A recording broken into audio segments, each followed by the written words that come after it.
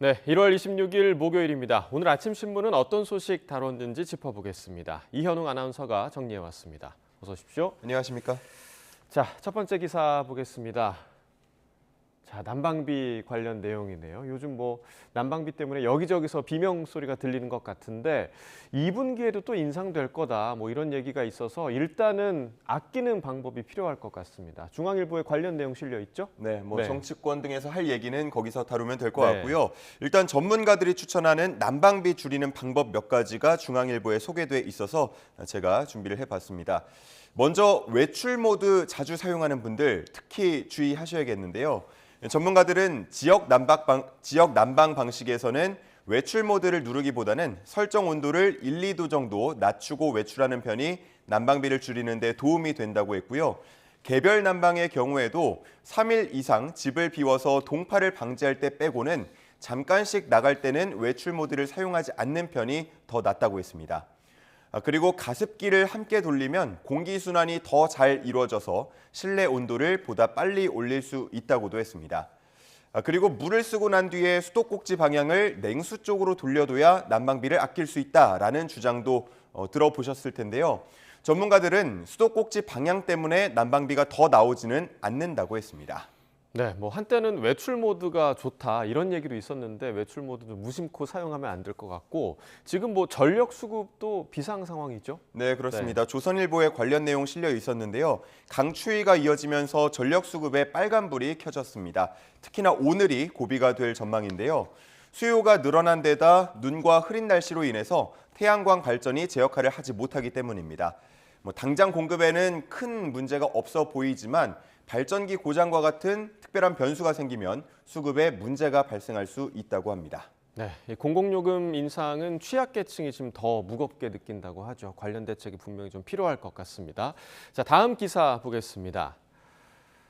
자, 영재 학교 나온 학생들이 의대 지원하는 게 맞냐 이런 논쟁 지금 계속해서 이어져 왔는데 올해도 좀 마찬가지인 것 같아요. 네, 그렇습니다. 조선일보가 2023학년도 영재학교 학생들의 의대 지원 현황을 조사해 봤는데요. 8개 학교 3학년 821명 중에 103명, 12.5%가 의대에 원서를 쓴 것으로 집계됐다고 합니다. 8명 중 1명꼴이었고요. 여기에는 성적이 안 돼서 지원을 못했거나 우선 이공계 학과로 진학한 뒤에 반수나 재수를 통해서 의대로 진학한 경우는 파악되지 않은 수치였습니다. 네, 그렇다면 더 많을 가능성이 좀 높은 상황인 것 같고요. 그런데 의대 진학 자체를 가지고 좀 뭐라 할 수는 없잖아요. 네, 그런 시선도 있습니다. 하지만 영재학교의 설립 취지와 맞느냐는 비판은 계속되고 있는데요. 특히나 영재학교에는 국가 미래를 이끌 이공계 인재를 키운다는 목적으로 정부 예산도 투입되지 않습니까? 그런데 이런 예산이 개인의 고소득 직업을 갖는 수단으로 이용되어서는 안 된다는 지적이 나오는 겁니다.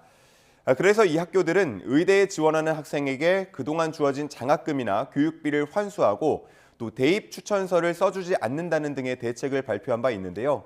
그 정도로는 의대 열풍을 막기 어렵다는 게 현재 교육계의 시선입니다. 전문가들은 연구원이나 엔지니어 등이 더 오랫동안 안정적으로 일할 수 있는 문화가 확산하고 정부가 전폭적으로 지원하는 등 학생과 학부모가 이공계 분야의 매력을 더 느끼도록 해야 한다고 말하고 있었습니다. 네, 그러니까 영재학교와 같은 특수목적 학교의 설립 취지 그리고 학생들의 현실 인식이 좀 부딪히는 부분인데 참 계속해서 좀 어려운 부분인 것 같습니다. 자, 다음 기사 보겠습니다. 자, 이편망이라는 세 글자가 나와 있고 이게 결국엔 이 말인가요? 20대 편의점이 가장 많이 망했다. 네. 어떤 내용인가요? 그렇습니다. 서울연구원이 최근에 코로나 이후 자영업자의 폐업과 관련한 보고서를 발표했는데요. 서울 지역 22만여 곳을 대상으로 분석해 봤더니 폐업 위험률이 가장 높은 대표자 연령대는 20대로 나타났다고 합니다. 그 반대로 폐업 위험이 가장 낮은 대표자 연령대는 50대였는데요. 여기에 참여한 연구위원은 자본과 경험에 따른 노하우 차이라고 봤고요. 연령대가 높을수록 더 안정적인 영업을 했다고 분석했습니다. 네, 폐업한 20대 사장님들에게는 아픈 경험이지만 소중한 경험이 될 것 같긴 합니다. 자, 업종별로는 어떤가요? 네, 업종별로 보고도 분석한 내용도 있었습니다. 이 보고서에는 소매, 숙박, 음식, 여가, 서비스 등으로 폐업 현황을 분석해 봤는데요. 먼저 소매업에서는 편의점의 폐업 수가 가장 많았다고 하고요. 이어서 식료품 가게, 옷가게 등의 순이었습니다. 음식점 업에서는 한식 전문점이 가장 많이 문을 닫았고요. 이어서 간이주점, 커피 음료점, 분식점 순이었습니다. 한편 숙박업은 코로나의 영향은 거의 없는 것으로 분석됐습니다.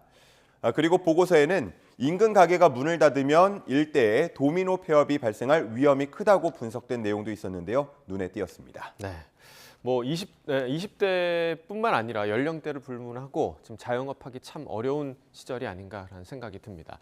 자, 다음 기사 이어서 좀 보겠습니다. 다음 기사도 좀 관련이 있는 기사 같아요. 그러니까 이미 가게를 하고 계신 분들이 붕어빵까지 판다 이런 얘기죠? 네, 그렇습니다. 추운 겨울이 되면 따뜻한 붕어빵 꼭 생각이 나곤 하죠. 네. 최근 배달 시장이 크게 늘면서 노점상이 아닌 죽집이나 과일 가게, 백반집 등 배달 음식점에서 붕어빵을 파는 경우가 많아졌다고 합니다. 이게 좀 어색하게 들릴 수도 있겠는데요. 기사에 실린 사례를 보면 많은 사람들이 해당 식당의 메인 메뉴와 함께 디저트격으로 붕어빵을 같이 주문한다고 합니다. 그리고 반대로 오히려 붕어빵을 사러 왔다가 메인 메뉴를 포장해가는 손님도 있다면서 주객이 바뀌었다는 느낌이 들 때도 있다는 업주의 이야기도 실려 있었습니다. 붕어빵을 함께 파는 자영업자의 얘기들 들어보면요. 기존 장사를 하면서 기계 몇 대만 들이면 되기 때문에 운영이 비교적 쉽다고 했고요. 마진율도 높다는 점이 매력적이라고 했습니다. 네, 뭐 사장님들과 손님 모두에게 좀 이득이 되는 그런 형태의 지금 사업이 아닌가 생각이 좀 듭니다. 자, 다음 마지막 기사 보겠습니다. 자, 국공립 어린이집 들어가기 어렵다 이런 얘기 굉장히 좀 많은데 좀 사각지대가 발생하고 있나 봐요. 네, 그렇습니다.